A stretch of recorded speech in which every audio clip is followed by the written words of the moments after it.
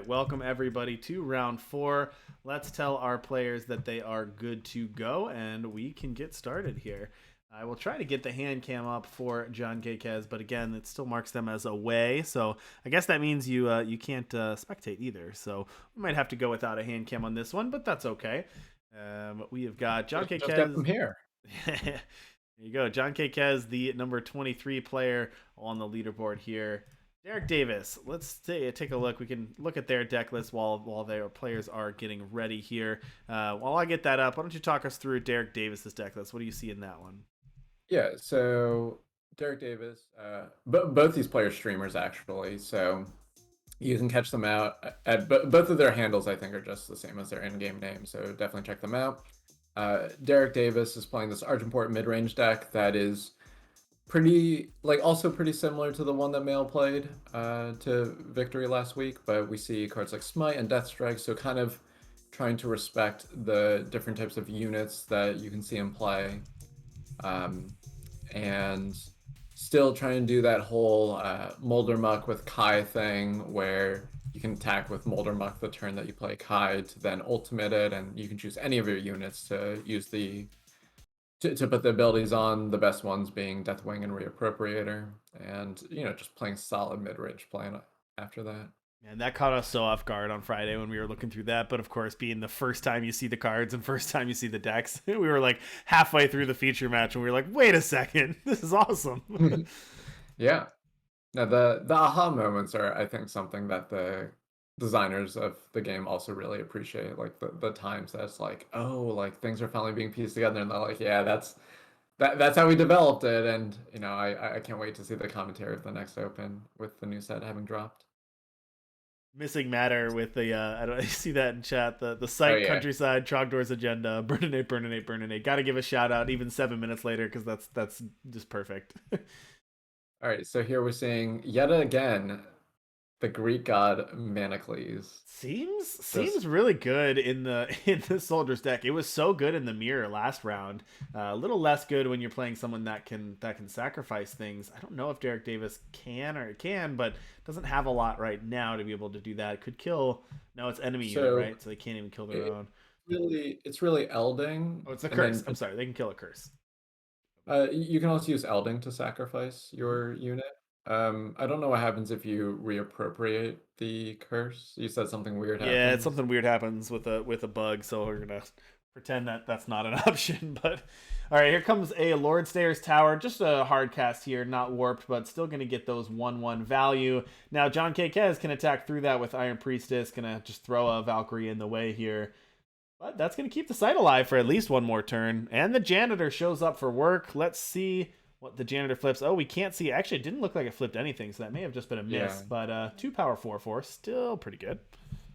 I mean, that's like a pretty big W for Derek Davis, though. So you could potentially just off the janitor and then just be able to go really wide on this sort of board. One thing that's pretty interesting about how Eternal works is that since this Iron Priestess has no power or no strength, it's not allowed to attack. So it doesn't matter if it had, Valor or some sort of ability that when it attacks, it gets +1/+1. It's kind of only allowed to stay on defense. All right, we got the hand cam up there, so should be able to see that now.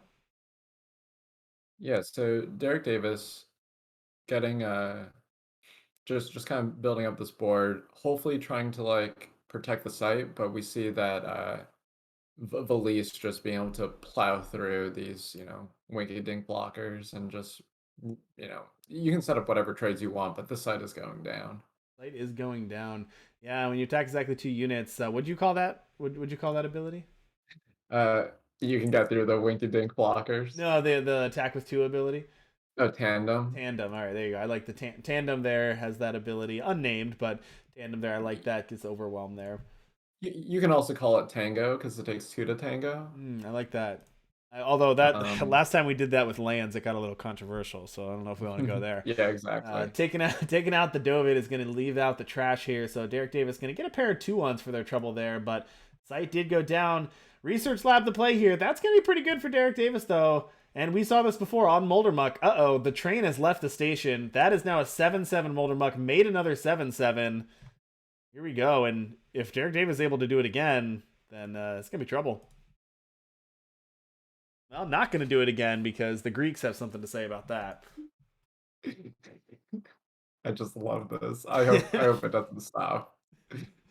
Like Interesting. I it's great because I get poked fun at all the time for like my pronunciations of stuff. Like, but I like when it can really catch on and be a meme in itself. Do you see? This has got to be the greatest weapon of all time in hand for Johnkkez. A -7, -5 rail driver. Love it. If only you could play weapons on your opponent's units. Oh, seriously, it'd be great. All right, the Rock is in the house again. 2/4 flying regen. Brought along a couple of deadly Grenadin here. Our Lee gonna hit, and we're gonna transform a unit. You don't see that too often, but let's turn one of them into a dragon. And it turns out dragons fly over those deadly Grenadin fairly easily. Yeah, and we're seeing the Valise just being able to churn through the deck a little, and as long as you could keep on pairing up this dragon with another unit attacking every turn, it's like it's only a few turns away from being able to win, but Derek Davis trying to go wider and just being able to address that. Uh, okay, so Smite like took me a while to catch on like how good it is or how it works because of like damage units and stuff like that. But Yep. so but right now, Oh, I love that though. Research lab. Yeah. It's actually great being able to use that research lab to be able to keep the Iraq alive and still chained with the 6/6. That's actually really relevant here. Right, but the second Valise able to buff the Simulac or whatever the dragon's called. It's like some sort of Simulac dragon or something. Simulacra, yeah. So instead going to use that on the Daruli itself and then chump block with the Iraq there. Okay, interesting. So by choosing to chump block there, then you are not allowing yourself to be able to research lab it again to be able to block it indefinitely. So maybe just has a different plan than just trying to stabilize or trying to get ahead. Yeah, send a message here that's going to discard the last card out of the hand, and it's going to kill one of these Valises. So, but it's not going to stop the 6/6 dragon though. And a Hyphos to draw here off of the Valise. Oh, okay. Hyphos is very nice because you can, even if your Valise dies this turn, you can save the Hyphos or play it out if you want to be able to stun this 1/1 flyer and just make it about one turn that Derek Davis can get a good draw. And that's what's going to happen here. He's going to die thanks to that deadly Grenadin, but that Hyphos is going to stun the flyer. But look at this, Warped Lord Stairs Tower off the top. Well, that's going to buy a little bit of time for Derek Davis at least. And then I wonder how much, so you can chump block this turn, but then I wonder how much you can, you're just going to Curfew Enforcement this turn. I almost want to wait to see if you can shrink these. I don't know how much you can, though. I'd have to do the math. I'm just going to Curfew Enforcement. And actually, bold using your 2 Valkyrie to actually do that. So no blockers back, but I guess the dragon's down to 3, so it's not lethal. Yep. Yeah, I think that makes a lot of sense. So now you're able to chump block in the next turns. And we actually see Johnkkez answering the site, thinking this game might go longer. Yeah. I might be able to win over time, but I need to address that right now. Yeah, I kind of like that. And that actually makes sense too, why to go for that Curfew Enforcement instead of having, if Johnkkez did want to go to the site, having to kind of double chump. There's a lot of options there, but good play there by Derek Davis. And here comes this Kai. So we saw this on Friday. If you're able to stabilize, even at a low life total, but you can get a Kai out and start getting those unit pumps, the game can turn in a hurry. Yep. Argo's Technique, the draw. Yeah, I wonder if, I thought we might get a random soldier, because there's some that just really push you far ahead. Yeah. And instead we got this one. It's like the 3-power 3/3 war cry, right? Yeah. I know my Rakano cards. one of your early ones. Oh my gosh, Derek Davis. Oh, warp value again. Yeah, and then you get to flip over the Kai here, so you can give everything regen or flying. Oof. Or like everything in your deck. It's really good. Those were some pretty good. I guess they're still top decks. Are they still top decks when they're warped? I think so. That's where they come from. The top of they're literally top decks. Yep. So I like choosing flying, even though a bunch of your units do have flying, being able to give the Vine Grafter, Molder Muck, like Molder Muck with flying can just hold off this board forever. But really the second curfew reinforcements, pretty big game. I don't like attacking with everything because then you just die to a directly off the top, so probably have to leave back one of the 1/1s, but the rest is Okay. fine. Okay. Good point. Yeah, Crown Watch Deserter, not quite a Sunny's best friend wind channeler, but that would have been Well, decent. Oh, and there's a Darley. Is this gonna be it? yeah, that's exact punish. Or oh, Oh, sorry, I it's thought I one made a six short. six. Derek Davis is at Oh, my 6. bad. Sorry. I thought it made a 6/6 because it was stacking. Like the other one was a Right, six right, six. because So of the because of the you trigger, know, but big John's on my side, but still pretty big game to have Darley make a 5/5. But we're in a racing situation that's pretty interesting. But using the research lab to force maybe chump blocks every turn, but still a very interesting game. well, he called the perfect top deck. We're gonna see a Well, blank exploit here to get a treasure trove. if you want another one, it's drawing another Valise, but you've Yeah. already played two of them, so that's kind of a lot to ask for. So I wonder what the line is here. So you need to be able to block this Kai every turn, but the question is like, is activating Daru Lee this turn better to maybe get the opponent Ooh, there's a into flying Molder Muck. That's pretty good. Smite with a flying Molder Muck is very good. Oh wow. All right, things looking. Derek Davis has not only stabilized, but this is quite a comeback. Yep. Pretty good. And Oric Record Keeper, that's not gonna do it. It's not bad, but backing in with that Darley. Smite's gonna take care of it.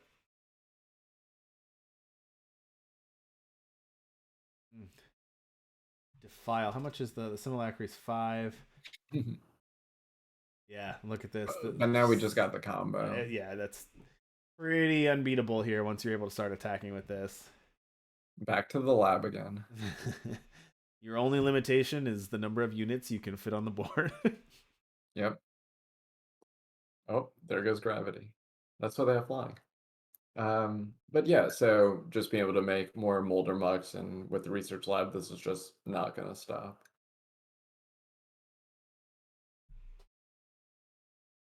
So that Molder Muck, remember, it does do the 1 damage, it plays a copy of itself, so it was an 8/8. Now it's a 7/7, but it makes an exact 7/7, and things are just going to get even worse from there. Cassandrith has taken over the game. When he's streaming, he's taken over Eternal, and even when he's watching, he's taken over Eternal. Look at this. Yeah. I mean, that's also something that's cool about Eternal versus other card games. It's literally anyone can design their own card. You just need to watch streams like these and be clicking those chests. Absolutely. Like those chests indeed. Defile going to take out another unit. Defile off the top. That one's going to miss, but I don't think Derek Davis needs it. Just going to attack in, make some more Molder Mucks. Things getting too mucky for Johnkkez. And Derek Davis is going to take game 1 after looking fairly behind most of that game, and then sort of out of nowhere stabilized and got that Kai down, then got that Molder Muck down, and pretty well. I mean, we were talking Johnkkez potentially had lethal on multiple turns and was just short, and then Derek Davis kind of took over the whole game.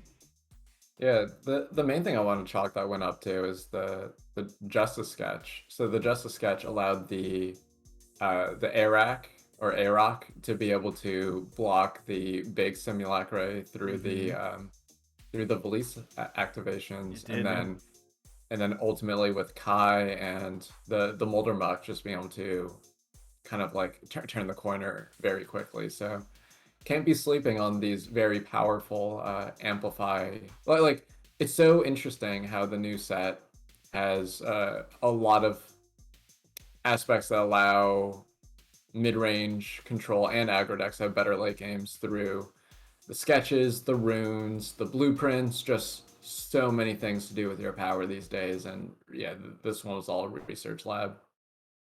It was also what was that, 2 or 3 warped towers off the top? That was also pretty good. Yeah, But hey, that's why you put the in your second deck, one. though. I mean, Yeah.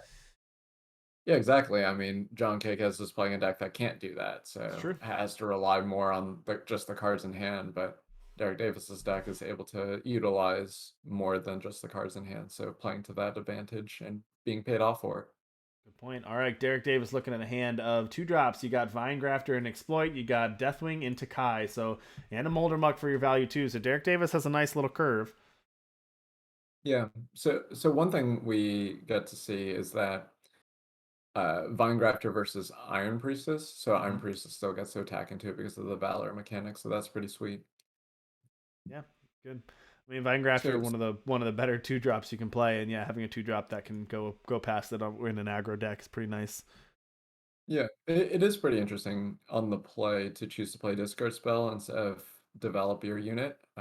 Typically, you want to develop units because when you're on the play, you have half a card less. Like you don't draw the extra card, and you kind of your opponent has a virtually lower life total from you being able to attack before they do. But choosing to play Exploit to try to interact with the 2 drops before they come down. Imagine if Johnkkez has kept a hand that was an Iron Priestess that only had 1 2 drop. Well, now you just get to kind of take them to town where you're playing a 3 drop on an empty board next turn to really smooth the curve. Yeah, now playing out that Moldermuck. Interesting call on the no block on that Moldermuck by Derek Davis, but I think that worked out, being able to attack in. And I believe the way this works, if there's no other shenanigans, obviously Johnkkez does have an Argos technique, but if there's no other shenanigans, this doesn't actually matter too much because the 2 decay, the +1/+1 from Valor only lasts until end of turn. So yeah, this will make a difference. But the decay, actually, no, it won't even, right? Because this is also till end of turn. Right. Yeah, I think it dies either way. Yeah, this is not a desirable outcome. Yeah, that's not gonna work. Yeah, so the way decay works with the temporary buffs is that the temporary buffs last till end of turn, but the decay does the permanent damage. So at the end of turn, it loses those temporary buffs, goes back to whatever the decay was, which kills the priestess. Which the imbue didn't exactly work there. And then unfortunately, because of the decay, the weapon that Johnkkez has is also a 0/0. So didn't work out the way that Johnkkez wanted that to, I don't think. Yeah, so one thing to note about Johnkkez' hand, they're stuck in 2 power, they don't have double primal, and their deck really hums on 3. I mean, we're seeing a bunch of releases, but not even be able to play the Record Keeper or the new card whose name I forget, that's Encombre. That's pretty good. That's pretty bad. And then Research Lab for Derek Davis and being able to activate it. And this is Johnkkez on 2 power facing down a 9/9 Moldermuck. And that's not how Eternal works. Back to the lab again. Alrighty, that's gonna be tough. Even the Manacles just not being able to help here. Even the gods, the Greek heroes and gods can't do it. I'm just never gonna be able to look at this card the same way again. Never. Oh wait, we get to see how the reappropriator works. Oh no, we don't. That's just gonna be it. So Derek Davis gonna take it 2-0 over Johnkkez.